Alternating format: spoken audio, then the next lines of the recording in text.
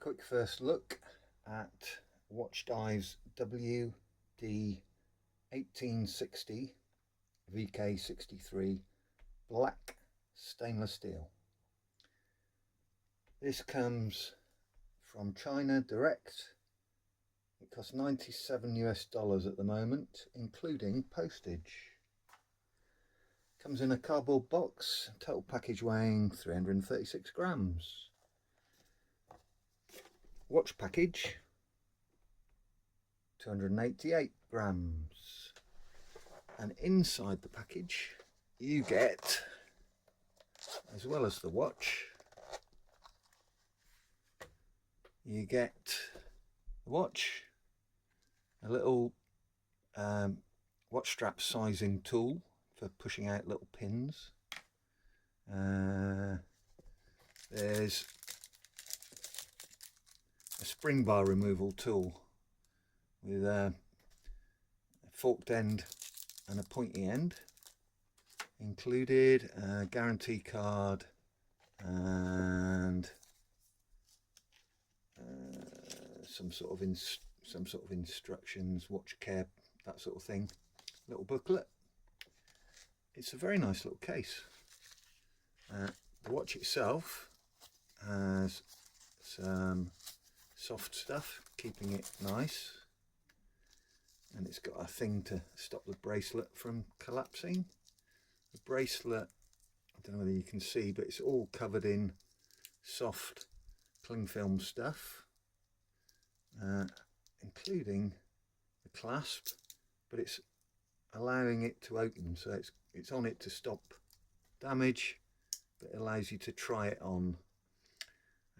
It's got the same sort of cling film stuff over the watch itself, and it looks really nice.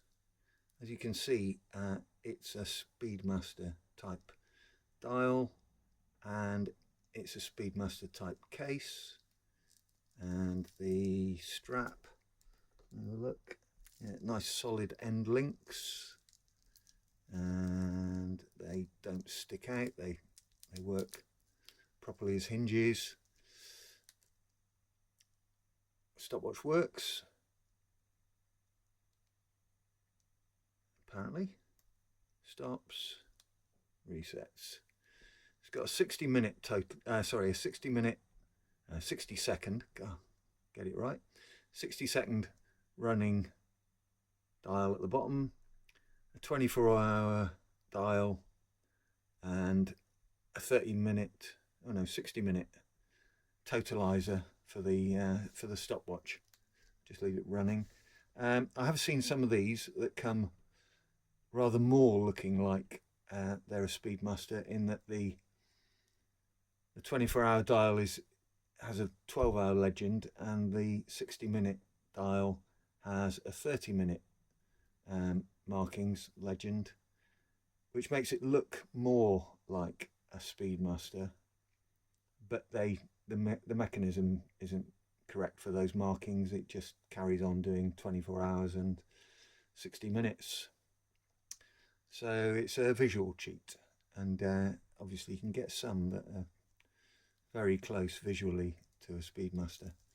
It's got a plain back, screw down crown. It's supposed to be 100-meter water resistant, and it seems to have quite a reasonable sort of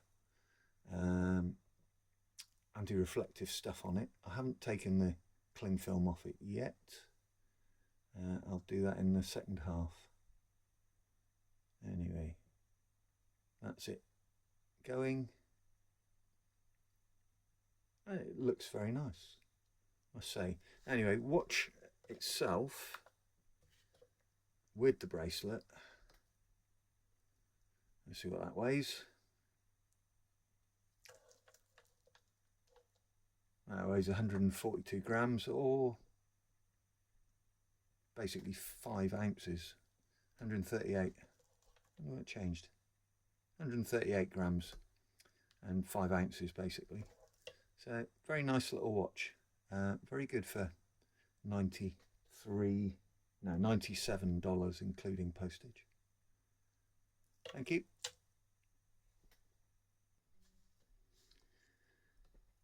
Back to the Divemaster watch that looks rather like a Speedmaster. It's quite difficult to remove the cellophane cling wrap, whatever it's called, stuff, but it does come off quite easily, really. But you just, if you're trying to do it neatly, you've got to find an end, and it's difficult to do that. Anyway, the watch itself is absolutely gorgeous. It's got a 40mm bezel that looks really good. The overall dimension, because of the bulge on the crown side, is 42mm. The dial, I don't know whether you can see it, it's got a step dial, and it's got indents for the subdials, which are very nicely machined. The step dial is nicely done.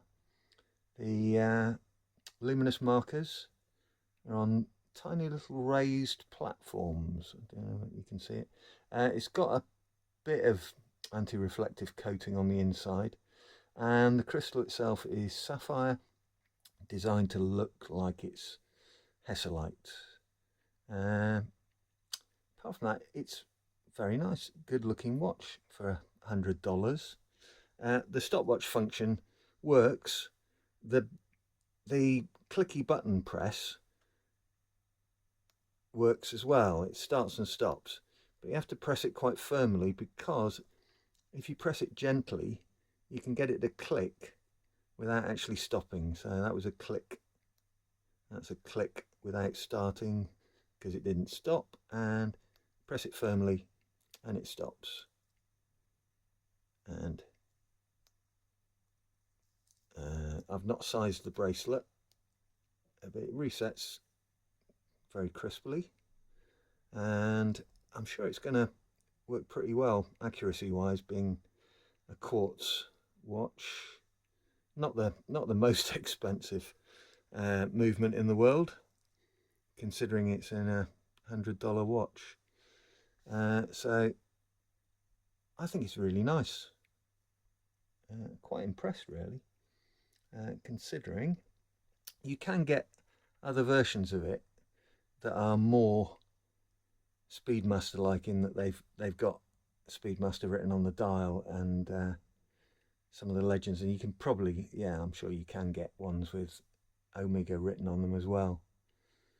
But I kind of like it just looking like a really nice watch, and not actually pretending that I've just spent £5 on a watch. So there you go, it's nice. Here we go again. This is on a Watch Steward French Marine Nationale military elasticated strap. That's a bit of a mouthful. Anyway, it's based on the French design. It's very similar to a NATO, but it's an elasticated polyester or nylon that I really like, and that's how I'll be wearing it if I'm taking this watch down the pub or going anywhere with it, because I kind of prefer them, to be honest.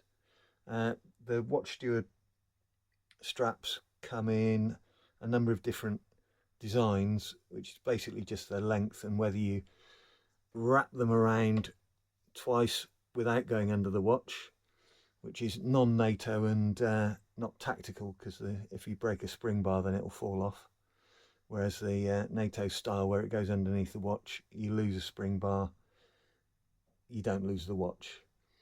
But I like it like this, because I don't like having the watch sit up higher the way it does if you've got the strap going underneath. And it's really lovely, the material is really nice and soft, and when you bend your wrist it stretches and all that sort of thing. It's just lovely. Anyway, that's my favourite watch strap of the day, and I reckon it looks really good on this Speedmaster like watch. Thank you.